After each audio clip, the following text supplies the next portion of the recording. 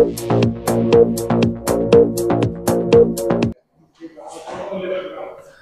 next guest for this beautiful evening is Mr. Saurav Chakraborty. Let's have a small conversation with him that who is he and how does his company works. So Saurav sir, হ্যাঁ বলুন। I just want to know that who are you as I don't know you and what is your company is all about, sir? আমার company হচ্ছে prism hub online solutions private limited. এটা IT company. দীর্ঘ 15 বছর ধরে আমরা এই web designing, digital marketing এর service দিয়ে থাকি, ডোমেন রেজিস্ট্রেশন, হোস্টিং প্রোভাইডার হিসেবে। এবং এখন আমরা উইক্স পার্টনার, উইক্স একটি প্ল্যাটফর্ম, সেই পার্টনার ওয়েবসাইট আমরা অল ওভার ওয়ার্ল্ডে আমাদের প্রচুর ক্লায়েন্টস আছে যেটা নিয়ে আমরা কাজ করছি। আমার ব্যক্তিগতভাবে আমি হচ্ছি এখানকার একজন ওয়ান অফ দ্য ডিরেক্টর। এবং আমি যখন প্রথম এই বিজনেসটা স্টার্ট করি, আমাদের ফ্যামিলিতে আমরা হচ্ছে ফার্স্ট জেনারেশন। এবং স্বাভাবিকভাবেই আমাদের ফ্যামিলিতে প্রথম আমার আগে সবাই চাকরি করেছে, এমনকি আমি যখন আমার ওয়াইফের ফ্যামিলিতেও হচ্ছে সবাই চাকরি করেছে। তা ফার্স্ট জেনারেশন হিসেবে একটা স্ট্রাগলের মধ্যে দিয়ে গেছি। এবং সেক্ষেত্রে আমি আমার ফ্যামিলি, মা বাবা এবং আমার ওয়াইফকে সবসময় আমার পাশে পেয়েছি। কেউ কিন্তু বলেনি কখনো যে না বিজনেসটা করো না, বিজনেসটা করো। তা সেইখান থেকে আজকে এই জায়গায় পৌঁছতে পেরেছি। এবং এখন আমাদের ক্লায়েন্টের সংখ্যা ওয়ার্ল্ড ওভার হচ্ছে 3000-এর ওপর ক্লায়েন্টস। এবং আমরা 15 বছর ধরে কলকাতাতে লিডিং কোম্পানি হিসেবে ওয়েব ডিজাইনিং ডেভেলপমেন্টের কাজ করে থাকছি। এর পাশাপাশি আমরা কোভিডের পরবর্তী ক্ষেত্রে আমরা একটি ফেস্টিভ্যালের অর্গানাইজ করি, international Kolkata short film festival, যেটা 5th ইয়ার এবছর হলো। এবং আস্তে আস্তে মানে পূর্ব ভারত, ইস্ট ইন্ডিয়া আমরা সবচেয়ে বড়, এই মুহূর্তে আমরা ক্লেম করতে পারি সবচেয়ে বড় শর্ট ফিল্ম ফেস্টিভ্যাল আমরা করে থাকছি। এবং এখানে ক্যাটাগরি বলতে long short film, documentary, music videos সবকিছু এর মধ্যে থাকে। এবং ইন্ডাস্ট্রির প্রচুর মানুষকে আমাদের পাশে পেয়েছি, যা অ্যাকচুয়াল মানে শর্ট ফিল্ম হচ্ছে প্রথম ধাপ যে কোনো ফিল্ম মেকারকে। তা সেইটা আমরা সেই প্ল্যাটফর্মটা দেওয়া শুরু করেছি আর কি। এবং আমাদের পাশেও তাদের পেয়েছি, এটাকে এগিয়ে নিয়ে, যেমন বিভিন্ন প্রডিউসারকে পেয়েছি, বিভিন্ন ডিরেক্টরকে পেয়েছি। আমি হচ্ছি ফেস্টিভ্যাল চেয়ারম্যান এবং আমার wife Shashwati Guha Chakraborty festival director. আমরা এই দুজনে মিলে এই জার্নিটা 5 বছর ধরে করেছি। এবং এবছর আমাদের গত 21 তারিখ থেকে 26 তারিখ পর্যন্ত ফেস্টিভ্যালটা মানে জানুয়ারিতে আমাদের কমপ্লিট হয় আর কি। এবং আমরা 6 দিন ব্যাপী হচ্ছে আমরা এই ফেস্টিভ্যালটা করি, ফিজিক্যালি ফেস্টিভ্যাল এবং অনলাইন ফেস্টিভ্যাল। আমাদের নিজস্ব একটি প্ল্যাটফর্ম আছে যেটা হচ্ছে ই ফিল্ম জোন, যেখানে আমরা অনলাইন ফেস্টিভ্যালটা দেখাই। কারণ সারা পৃথিবী বা ভারতবর্ষের বিভিন্ন প্রান্ত থেকে যারা ওই ফেস্টিভ্যালের অংশ হতে পারে। শুধুমাত্র আপনাকে মাঝে ইন্টারাপ্ট করছি, এই যে আপনার ফেস্টিভ্যাল গুলো হয় যে বা আপনি যে অ্যাওয়ার্ড শো করেন, এটা কি করে ক্যাটাগরাইজ করা যায়?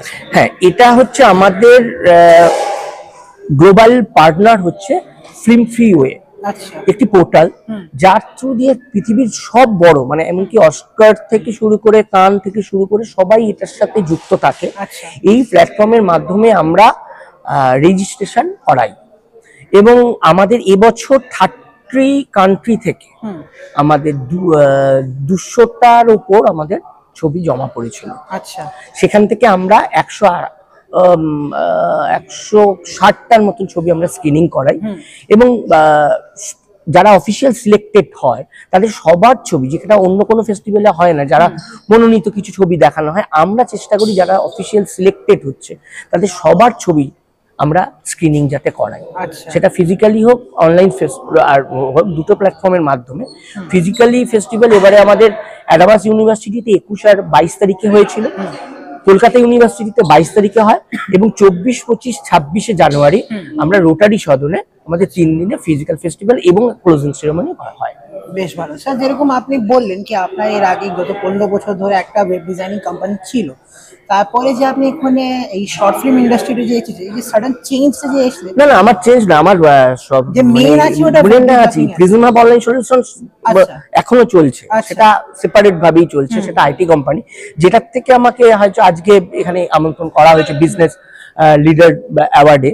আমন্ত্রণ নইমের সাথে করা। নইমের সাথেও আমার কিন্তু ওয়েব ডিজাইনিং কোম্পানি, তার ওয়েবসাইট বা এই ব্যাপারগুলোর জন্য আজ থেকে 12 বছর 13 বছর আগে তার সাথে আলাপ, এবং তার ডাকে আমি মুম্বাইতে গেছি, সেখানে কাজ করেছি, আবার এখানে এসেছি, এবং নঈমদার আমন্ত্রণেই আজকে আমি এখানে এসেছি। এবং নমিন্দাও এখন যেমন ইভেন্টস বা এই ব্যাপারগুলোর মধ্যে দিয়ে কলকাতাতে প্রতি একটা খুব ভালো উদ্যোগ নিচ্ছে, সেইটার মধ্যে দিয়ে যাচ্ছে, এবং আমাদেরও ওই ফেস্টিভ্যালটার সাথে আমরাও যুক্ত হয়ে ব্যাপারটাকে এগিয়ে নিয়ে যাচ্ছি। স্যার, আপনি এরকম বললেন কি আপনি এর আগে মুম্বাইতে গিয়ে কাজ করেছেন, আর এখন আপনি গত 15 বছর ধরে ওয়েস্ট বেঙ্গলে কাজটা করছেন, তাই এইখানে যে বাতাবরণ যে আছে, যে অ্যাটমসফিয়ার যে আছে, সেটা বিজনেস করার জন্য কি রকম আছে স্যার? দেখুন, আমি প্রথমে বাঙালি এবং কলকাতাকে আমি প্রচন্ড ভালোবাসি। আমি আমার কর্মজীবনের শুরুতেও আমি বাইরে যাওয়ার অনেক চান্স পেয়েছি, কিন্তু যাইনি কলকাতাকে ভালোবেসে। আচ্ছা।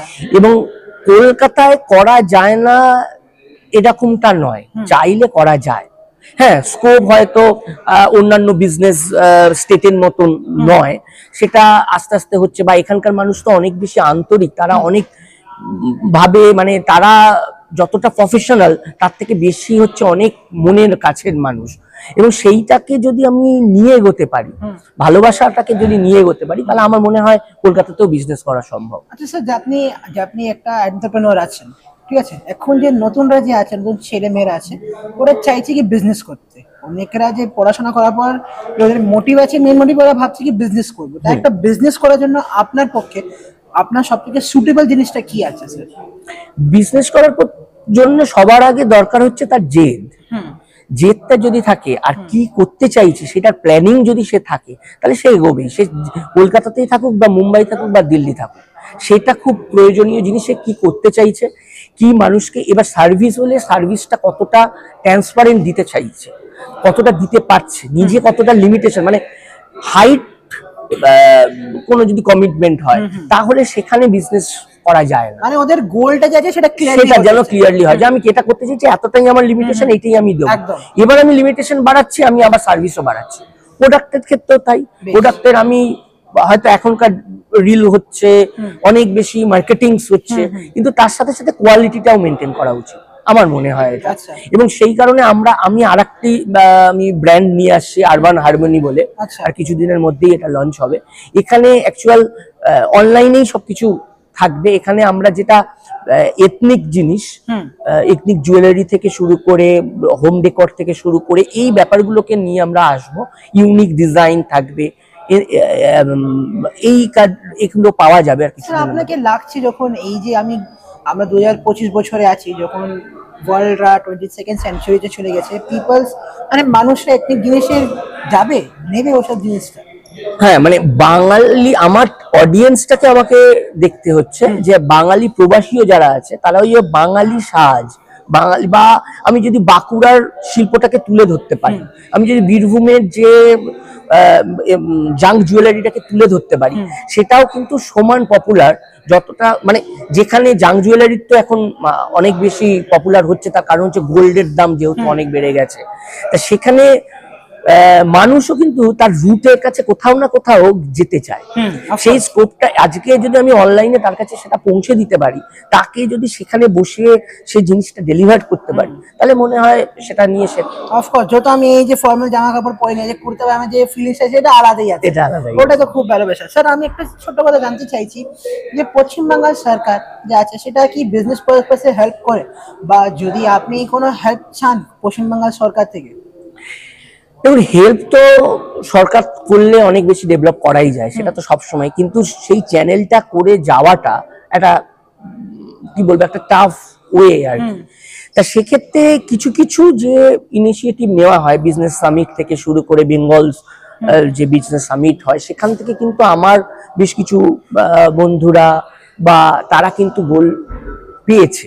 একেবারে পাইনি বললে হবে না, চেষ্টা আছে, কিন্তু চেষ্টার পরে যেইটা করতে হবে, প্র্যাকটিক্যালি যখন কাজটা করতে হবে, সেটা কোথাও না কোথাও গিয়ে কোনো জায়গায় ঘাটতি থাকছে, যেই জন্য ফুলফিল হচ্ছে না।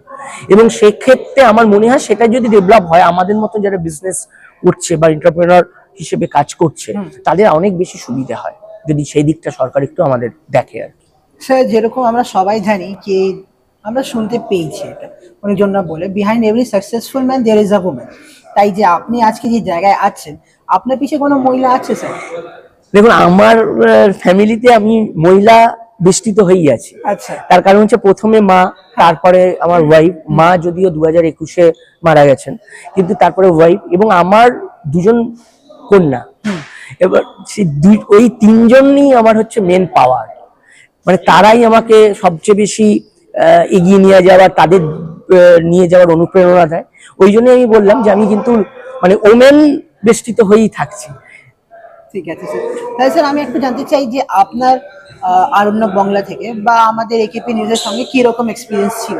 আমার খুবই ভালো লাগলো আপনাদের এই টক শো বা আপনাদের কোশ্চেন গুলোকে নিয়ে, এবং দাদার সাথে আমার পরিচয় আজকে হলো। খুবই ভালো আমার লাগলো। ইন ফিউচার একসাথে কাজ করারও ইচ্ছে থাকলো। ইনশাআল্লাহ sir. Thank you for giving you special time sir. Thank you.